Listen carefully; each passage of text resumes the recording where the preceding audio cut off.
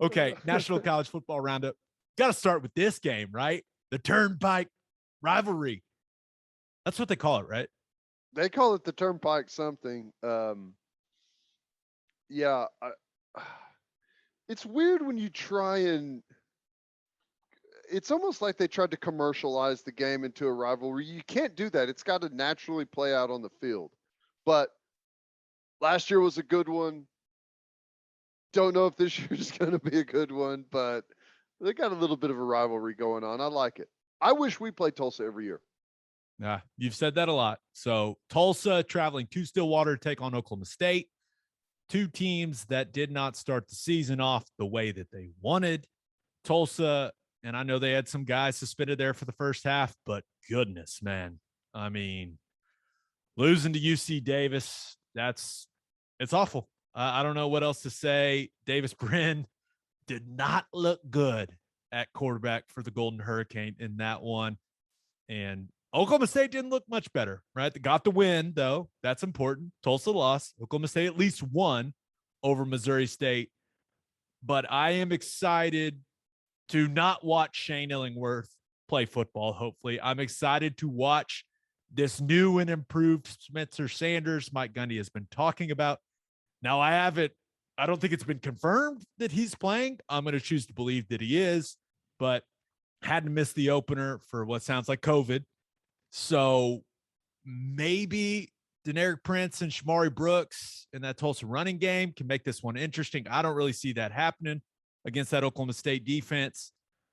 I have a feeling, Ted, that we're going to see Spencer Sanders. He's going to look good, and Oklahoma State's going to destroy the Golden Hurricane. That's what I envision. If they don't, they've got issues. And I heard all the talk all off season about, boy, Gundy really likes this team. They must be something special. Well, they didn't look like it in their opener, which, there's a lot of teams that did not look good in their opener, but I continue to wait on Spencer Sanders. Show it to me. Just show it to me. I don't care if it's against Tulsa. That's fine. I'm okay with that. Just show it to me. I'm waiting. It's 3 years now. I'm waiting. Show it to me. It's a perfect opportunity. Rivalry game, baby. That's right. That's right. I really hope he plays well because I hope he plays. Let's start with I hope he plays. I feel like the dude's been playing 3 years, and I feel like I'm always waiting, like for him to get in the game, or where is he? It's an ankle, or it's something, man. I don't know. Not a hater. I'm just saying. We'll see. I'll say this. That Oklahoma State offensive line got to play better. Yeah. They couldn't run it, man, against Missouri State. And I was told, that's another thing I was told all off season. Yeah, they lost the Jenkins kid, but as a group, this is going to be a better offensive line. Let's see it. And I was told that they had the most physical training camp that they've had in a long time around there. The Gundy said that team's going to win with toughness, win with running the football. Well, let's see it. All right, big game.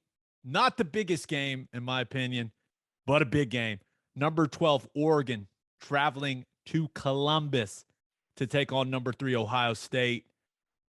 Man, I really thought C.J. Stroud showed us something in the way he bounced back in that Minnesota game in the opener.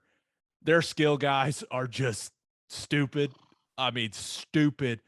Fast. And Oregon, and I think we got to give Fresno State credit. I think they're a solid football team, but Oregon didn't look great against Fresno in their opener. So I certainly was not overly impressed with Oregon's offense going back and watching that game. But I know C.J. Verdell and Travis Dye are a really good running back duo. I don't know what's going to happen with Kayvon Thibodeau. Like, Mario Cristobal still saying it's day to day with him. I'm going to choose to believe that he is going to play in the game, and there's no doubt he is a game changer for that Oregon defense.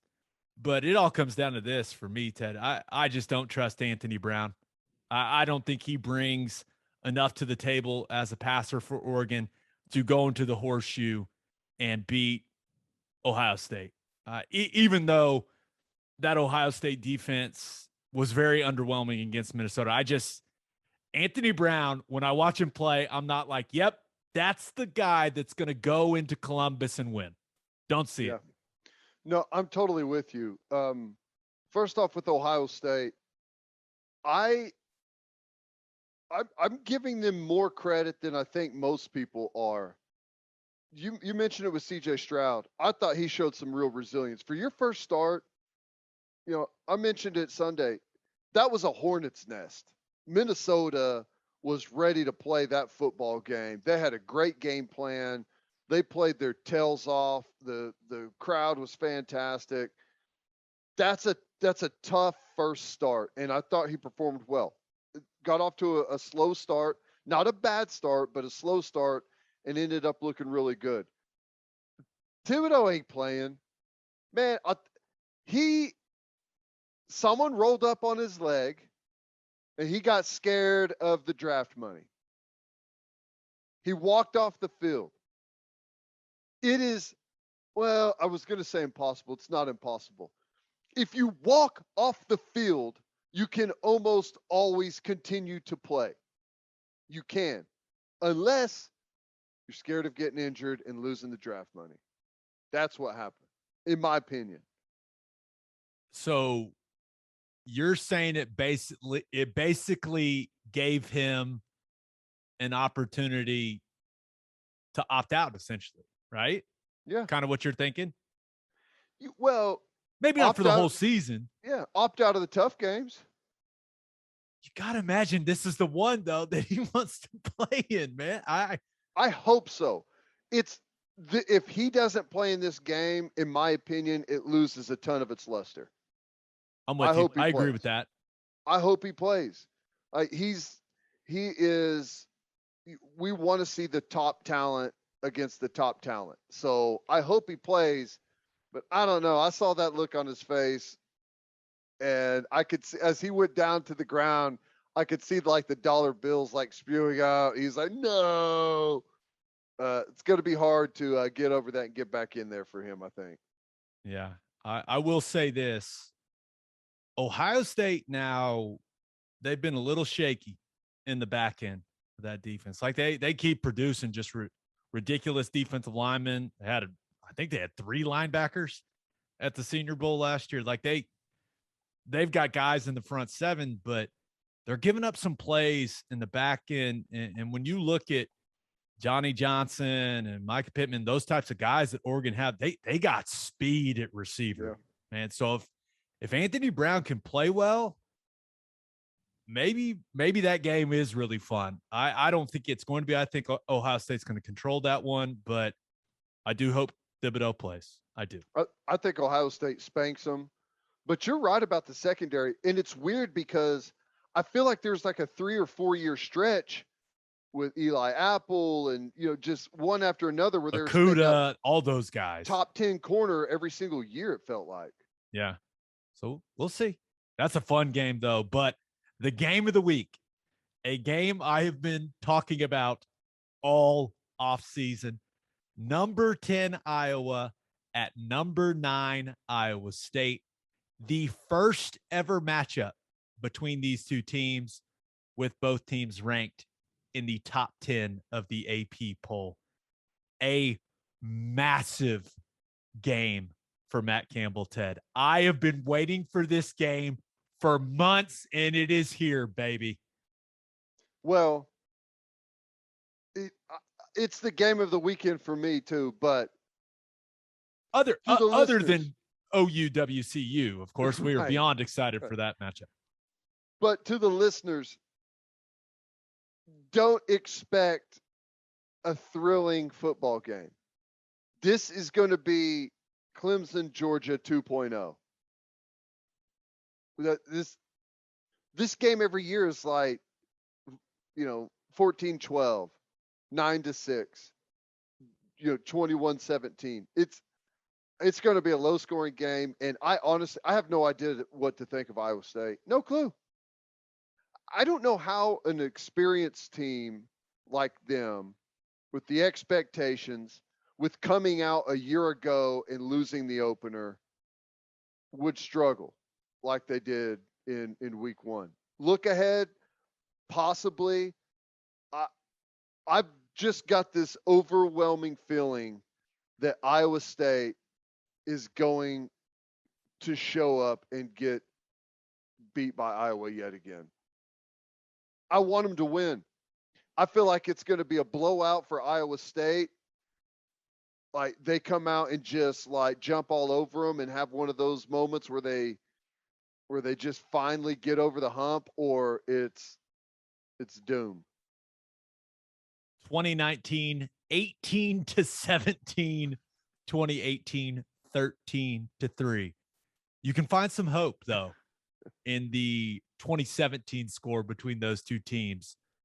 It was 44-41 in overtime. That's the type of game I'm hoping we get. But if you go a year back, I think it was seriously 9-6 the year before that, 2016. Yeah, a couple of years back. But I will say this.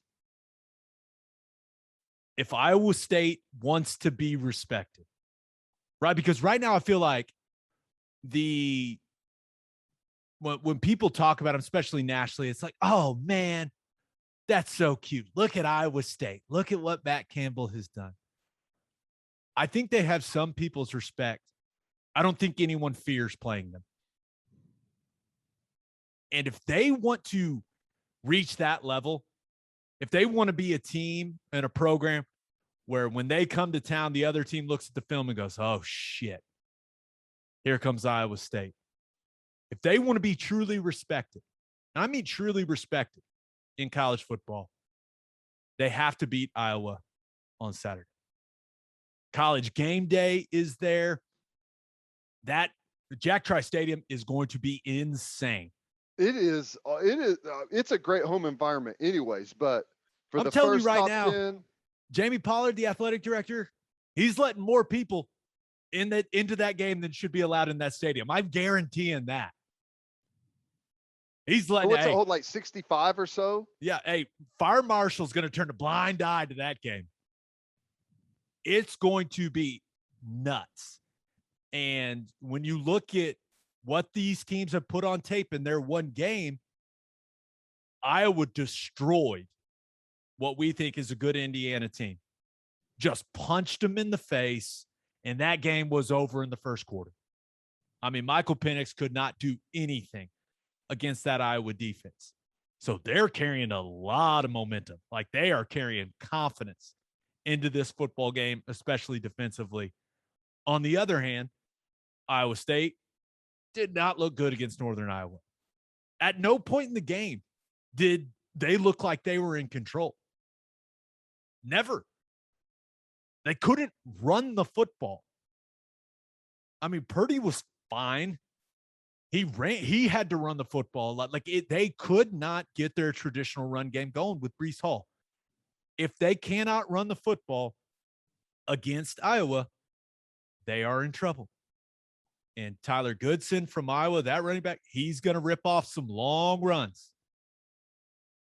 And we'll see what Breece Hall does. It's on that Iowa State offensive line. All that experience, all those starts, they got to get the job done, because if it ends up being Brock Purdy having to sling it all around the field, I don't know if I exactly trust Brock Purdy in that What's type your of game. gut tell you on the football game?